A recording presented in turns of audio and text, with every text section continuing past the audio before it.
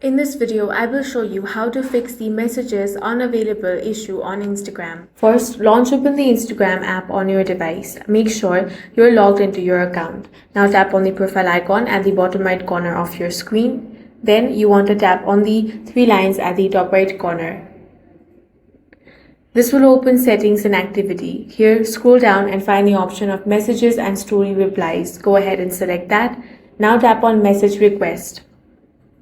Make sure your message request settings are enabled so you can receive requests from other people. Also check the settings of who can add you to group chats and make sure that it's set to everyone as well. Once you have updated these settings, close the Instagram app completely. Then open it.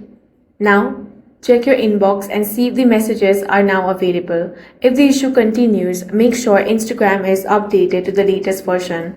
For that, open Play Store or App Store and here search for Instagram.